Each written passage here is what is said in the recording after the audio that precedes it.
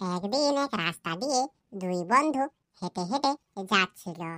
ওই দুই বন্ধুর মধ্যে এক বন্ধুর নাম ছিল পেটকু। সে ছিল খুব মোটা সোটা, তার ছিল ভুঁড়ি আর হাত পাগুলো ছিল একদমই সরু সরু। আর এক বন্ধুর নাম ছিল পাতলু। তার নামের সঙ্গে তার শরীরের একদমই মিল খায় না, কারণ সে তো ছিল শরীর স্বাস্থ্য তার খুব ভালো। সে ওই পেটকুর মতো অত বড়, তার তো ভুঁড়ি নিয়ে চলতে হয় না, তার হাত পাগুলো মোটা সোটা ছিল। আর ওই পেটকুর মনে খুব অহংকার ছিল ওই পাতলুকে নিয়ে, কারণ পাতলুর তো ভুঁড়ি ছিল না ওই পেটকুর মতো। তাই পেটকু পাতলুকে অনেক সময় ও তার ভুঁড়ি ছিল বলে কথা শোনাতো। কি রে পাতলু, বাড়িতে খাওয়া দাওয়া করিস কি করিস না? খাওয়া দাওয়া করি তো, কেন কি হয়েছে? কিছু হয়নি রে পাতলু, আমি এমনিতেই জিজ্ঞাসা করছিলাম, কারণ তোর পেটটার দিকে চেয়ে দেখে তো বোঝাই যায় না তুই খাবার খেয়ে বের হয়েছিস কি না খেয়ে বের হয়েছিস। তাছাড়া তোর উপর আমার খুব দয়া হয় বুঝলি।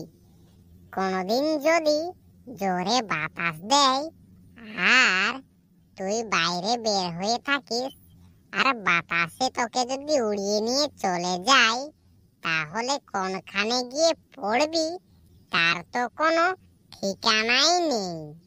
তার জন্য তোকে তোর ভালোর জন্যই বললাম। তারপর পাতলু একটু রেগে গিয়ে পেটকুকে বলল, আর তুই তুই তো একদমই ফুটবলের মতো, তোকে কি বাতাস দিলে ফুটবলের মতো গড়িয়ে নিয়ে যাবে না নাকি? না না না, আমাকে নিয়ে যাবে না, কারণ আমার ভুঁড়িটা দেখছিস, কোনো না কোনো গাছে গিয়ে আটকে যাবই আমি। এই পেটকুর ভুঁড়ি আছে বলে এর খুব অহংকার দেখছি, একে কোনো না কোনো ভাবে জব্দ তো করতেই হবে। আমায় সব সময় জ্বালাতন করতে থাকে, আমি অল্প পাতলা বলে আর আমার ভুঁড়ি নেই বলে। একে তো কোনো না কোনো ভাবে জব্দ করতেই হবে। কি মনে মনে বিড়বিড়ি করছিস রে পাতলু? যেটা বলার আমায় বল না। আমার ভুঁড়ি দেখে ভয় পাচ্ছিস নাকি? আরে পেটকু, আমি মনে মনে কিছু বিড়বিড়ি করিনি, তবে ভাবছিলাম যে আমি সকাল থেকে আমার 10 টাকার একটা নোট খুঁজে পাচ্ছি না, কোথায় রেখেছি ওইটাই ভাবছিলাম। বাড়ির আনাচে কানাচে কোথাও হবে মনে হয়। আচ্ছা, আমি বলি, আমায় আবার তুই গালাগালি দিচ্ছিস নাকি মনে মনে?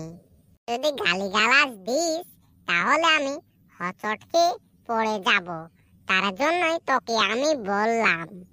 হেঁটে হেঁটে যেতে যেতে পাতলু পেটকুকে জব্দ করার জন্য মনে মনে এক ফন্দি পাতল। এই তো ওই দিকটাই মেঘলা মেঘলা করছে, পেটকুকে ওই দিকে ডেকে নিয়ে যাই, আর যখনই বৃষ্টি পড়বে তখনই আমি ছুটে পালাবো। আর এই পেটকু তার অত বড় ভুঁড়ি নিয়ে আর আমার সঙ্গে দৌড়তে পারবে না। তখন পেটকুকে আমি বলে দিব যে, দেখছিস রে পেটকু, তোর কি বড় ভুঁড়ি, তার জন্যই তুই দৌড়তে পারিসনি। যদি তোকে কোনোদিন শিয়াল কুকুরও তাড়া করে তাহলে তুই ছুটে আর পালাতে পারবি না, তাহলেই জব্দ হবে দেখছি। তারপর তারা দুজন তাদের ওই গাঁয়ের সীমানার শেষ দিকে চলে গেল। পেটকু আর পাতলু যে রাস্তা দিয়ে হেঁটে হেঁটে যাচ্ছিল, সেই রাস্তা দিয়েই হেঁটে হেঁটে আসছিল সুমন আর তার স্ত্রী।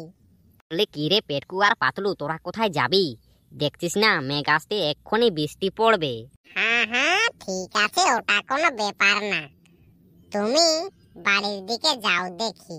বলি, এই যে শুনছো, একটু পাটা তাড়াতাড়ি চালাও, তা নয়তো বৃষ্টির জলে ঠিকই ভেজে যাব দেখছি। বলি, কিরে পাতলু, বৃষ্টি দেখে ভয় পাচ্ছিস নাকি যে বৃষ্টিতে ভিজে যাব, তার সঙ্গে বাতাসে উড়িয়ে নিয়ে যাবে, তার জন্য তোকে মনে হয় ভয় লাগছে? গিন্নি একটু তাড়াতাড়ি পাটা চালাও, আমায় তখন থেকে বলছো যে তাড়াতাড়ি বাড়ির দিকে চলো। হ্যাঁ হ্যাঁ ঠিক আছে, তাড়াতাড়ি পাটা চালাচ্ছি তো। না না, আমি ভয় পাই না। তা বাদে তুই তো ছুটে পালাতে পারবি তো তোর ওই ভুঁড়ি নিয়ে? দেখ পেটকু, তুই তোর ভুঁড়ির প্রতি খুব অহংকার করিস যে আমার কি বড় ভুঁড়ি। পাতলুর কথা শুনো ওই পেটকুর মনের অহংকার আর শেষ হয় না। তখন সে বলে ওঠে, এইদিকে শুন রে পাতলু, আমি জানি আমার ভুঁড়ি দেখে তোর জ্বলন হয়, কিন্তু দেখ তোকে আমি আমার বন্ধু বলে মানি, একদম ভাইয়ের মতোই। যদি একটু জোরে বাতাস দেয় তাহলে আমার হাত পাগুলো ধরে থাকিস, কারণ তুই যে পাতলা সাতলা মানুষ, তোকে তো উড়িয়ে নিয়ে যাবে। তখন আমি কার সঙ্গে ঘুরে বেড়াবো তুই এই বল। ওই কথা বলতে বলতে তারা এগিয়ে চলল। ওই দেখ রে পাতলু, বৃষ্টি আসছে, চল চল পালাই পালাই। কিরে পেটকু, বৃষ্টি দেখে ভয় লাগছে নাকি? না না না, আমায় ভয় লাগবে তা কি হতে পারে নাকি? আমার কোনো ভয় লাগে না, তোরই মনে হয় ভয় লাগছে। তাহলে পালাতে বলছিলি কেন? তুই তো জানিস আমার কি বড় ভুঁড়ি, এই ভুঁড়ি নিয়ে আমি তো দৌড়তে পারবো না, তাই বলছিলাম আর কি একটু তাড়াতাড়ি গেলে ভালো হয়, তা নয়তো বৃষ্টিতে আমি ভিজে যাব। লে, এখান থেকে দৌড় প্রতিযোগিতা শুরু করি, কে সব থেকে আগে গিয়ে পৌঁছতে পারে। ওই যে দেখছিস ওইখানে একটা ছোট্ট কুড়ে ঘর আছে, ওই কুড়ে ঘরে গিয়ে ঢুকতে হবে। হ্যাঁ হ্যাঁ ঠিক আছে।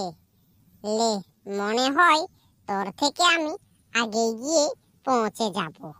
এদিকে শুন রে পাতলু, তবে আমি গুনবো 1 2 আর 3, তখনই দৌড়ানো স্টার্ট করবি। কে কত দূরে ছুটতে পারে তারপর দেখা যাবে, আর কে বৃষ্টির জলে ভেজে। তো ঠিক আছে, লে তাহলে 1 2 3 গোনা স্টার্ট কর। 1 2 3। পাতলু খুব জোরে দৌড়ে চলে গেল, আর পেটকু ওইখানে দাঁড়িয়ে দাঁড়িয়ে দেখতে লাগলো। আমি মনে হয় অনেকটা এগিয়ে গেছি। পাতলুকে দেখি পিছনের দিকে হোঁচট খেয়ে পড়ে গেল না তো? ওরে বাবা, পাতলুকে তো পিছনে দেখাই যাচ্ছে না, আমার থেকে আগেই চলে গেল না তো? তারপর বৃষ্টি হলো, আর বৃষ্টির জলে পেটকু ভিজে গেল। সে তার ভুঁড়ি নিয়ে দৌড়তেই পারলো না। ওরে বাবা রে, আমার তো পুরো শরীর বৃষ্টির জলে ভিজে গেল দেখছি। আয় ওই কুড়ে ঘরে গিয়ে দেখি। তারপর পেটকুয়ে চলে গেল ওই কুড়ে ঘরের দিকে। পাতলু অনেক আগেই চলে এসেছে, সে বৃষ্টির একটা ছিটে ফোঁটাও মাথায় কিংবা গায়ে কোথাও পায়নি। উহ বাবা রে, এখনো পর্যন্ত আর পেটকু এলো না দেখছি।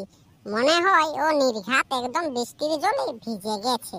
আর একটু পরেই পেটকু এলো হাঁপাতে হাঁপাতে, আর বলে উঠলো, ওরে বাবা রে, বৃষ্টির জলে আমি তো পুরো ভিজেই গেলাম, এই ভুঁড়ি নিয়ে একদমই দৌড়তে পারলাম না।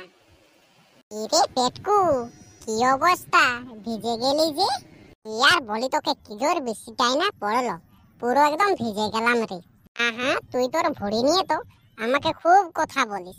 লে এবার বুঝ খেলা, কাল থেকে আমার সঙ্গে সকাল সকাল দৌড়তে যাবি, তাহলে কোন রকমে তোর ভুঁড়িটা কমে যাবে।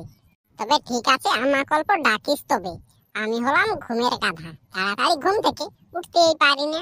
ঠিক আছে বন্ধুরা, এখন আমরা আমাদের ভিডিও শেষ করছি। এবার আমরা যাব আমাদের বাড়ির দিকে। এ পেটকু, বাড়ি যাবি না এইখানেই থাকবি? চল চল, বাড়ির দিকেই চল, আমার আবার ভিজা জামা কাপড় পরে খুব ঠান্ডা লাগছে। চল তাহলে। ওই বলে তারা দুজন তাদের বাড়িতে চলে গেল।